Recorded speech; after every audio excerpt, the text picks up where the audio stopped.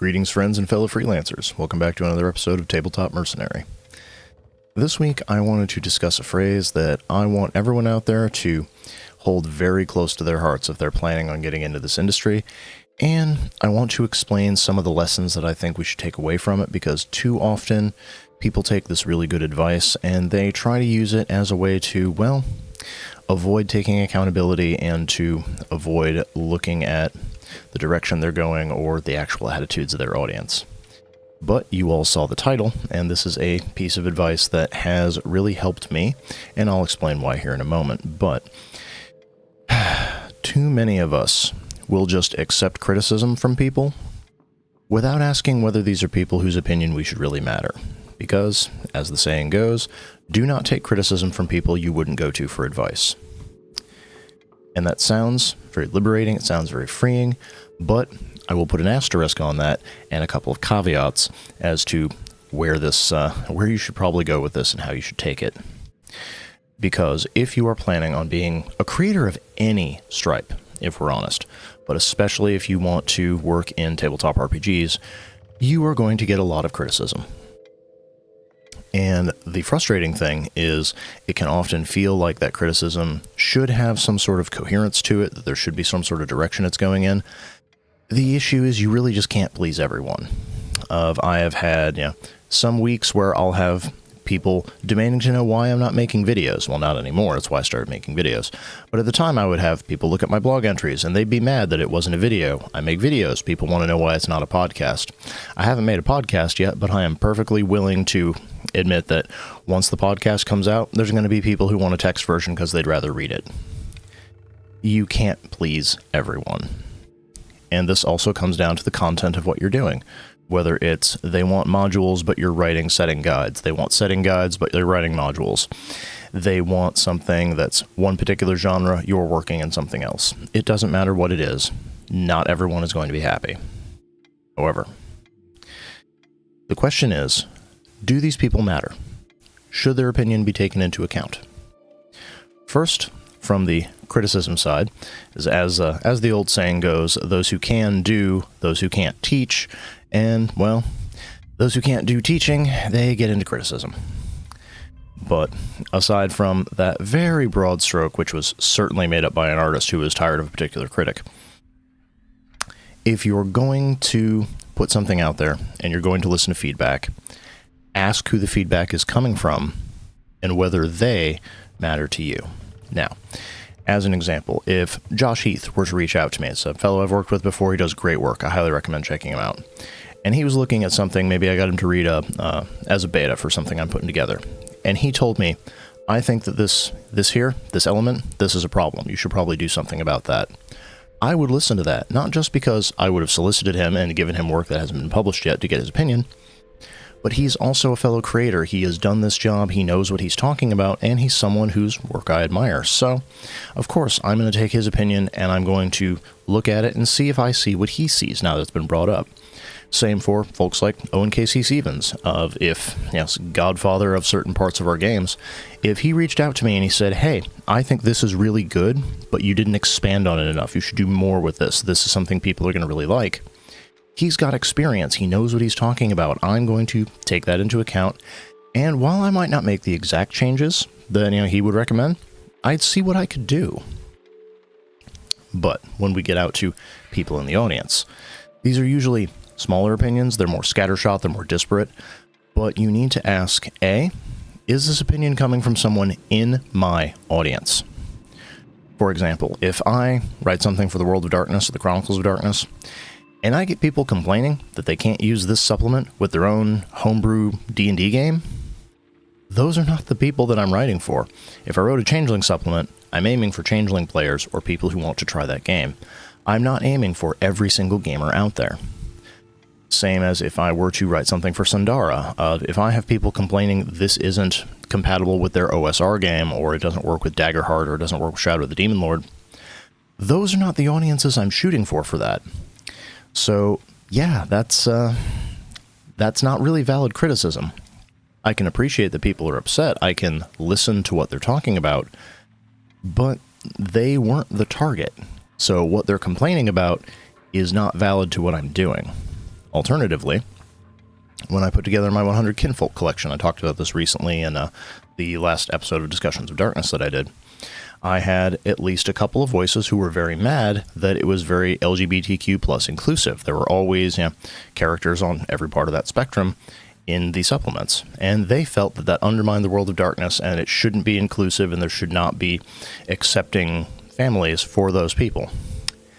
And those are not the kind of players I want buying my stuff, if I'm honest. And yeah, that might put some people off. That does eliminate a small portion of the gaming public who would otherwise buy what I'm doing. That's a decision that I made, and more importantly, that's not a flaw, that's a feature. When you make a decision that excludes a potential group of customers, and those group of customers are mad about it, that's fine. You didn't make it for them. You need to remember this, because I have come across a lot of creators who, if their work is not universally beloved, they will immediately sit down to try to figure out how to change it so that literally everyone will buy it, and you cannot do that. However, that gets into the last note that I'd recommend for this. It's that if you're getting criticism, and the criticism all echoes, and it's all about the same issues, and enough people are complaining about it, you should pay attention to that. Not just from a business perspective of your customers are clearly unhappy with the thing you made, you should address that so that they keep buying from you, so that they acknowledge you heard them. But also it's that question of, we're not perfect.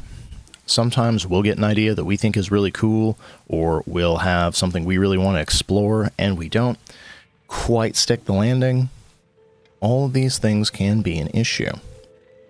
So if your audience is more or less telling you, we don't like this thing you did, fix it, maybe you don't want to.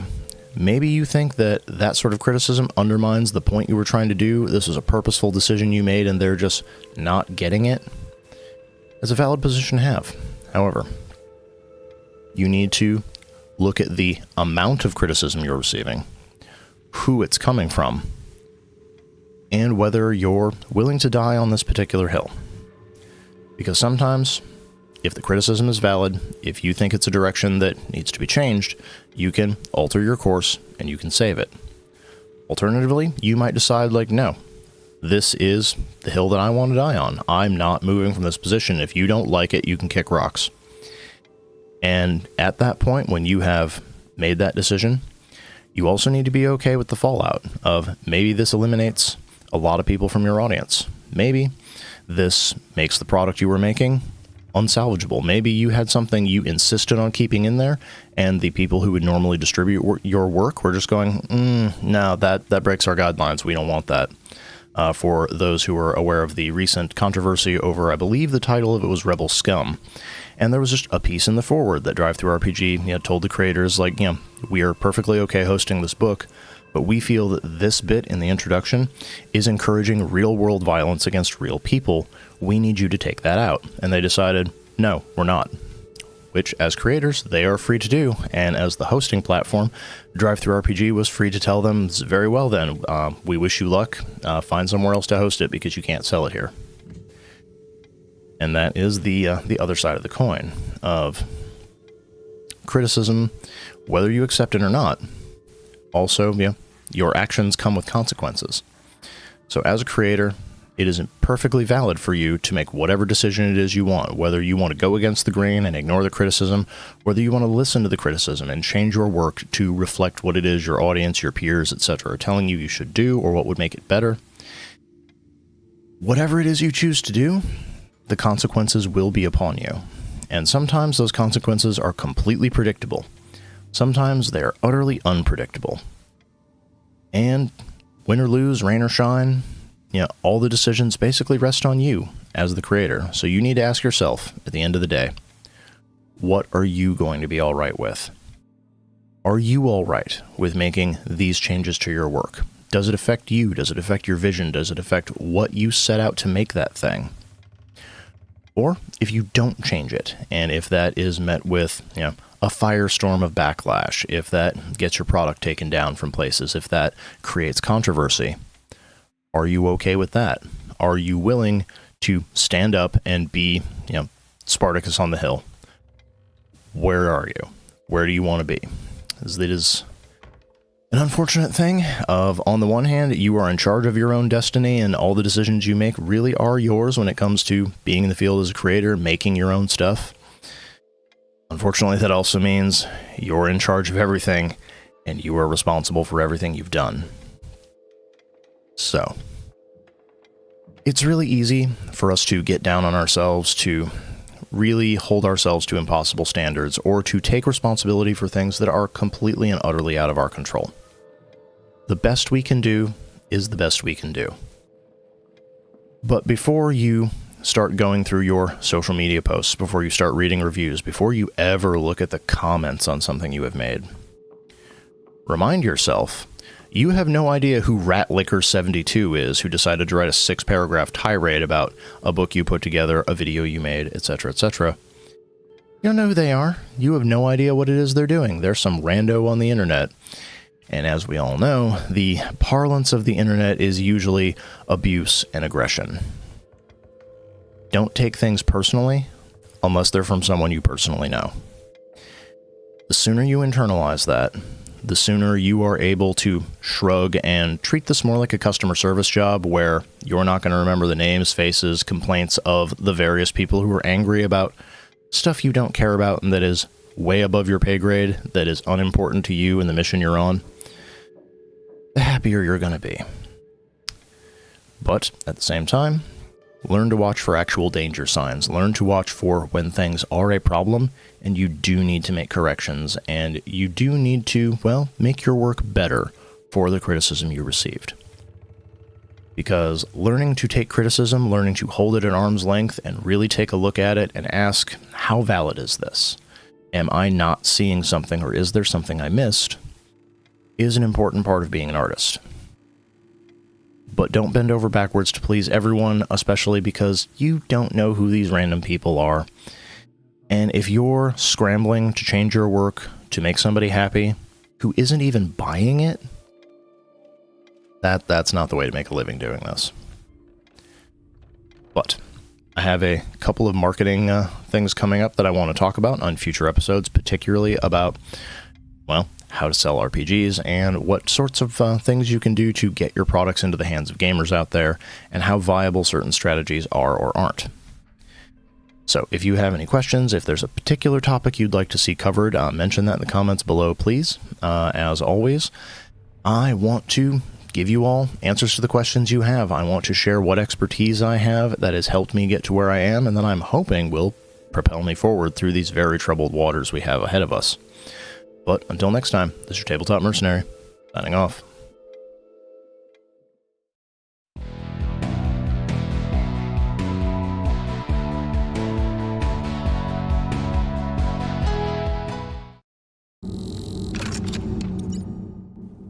First and foremost, thank you for staying to the end of this episode of Tabletop Mercenary. If there's a question you have about being an RPG creator, please don't hesitate to put it in the comments below so I can address it in a future episode. If you want to help me keep the lights on and keep this show going, then please consider subscribing to the channel, liking the video, and giving it a share on your own social media pages to help boost the signal. Lastly, if you really enjoyed this episode, please consider leaving a tip by buying me a Ko-fi or becoming a Patreon patron at the links in the video description below. You'll find me on both sites under the name The Literary Mercenary.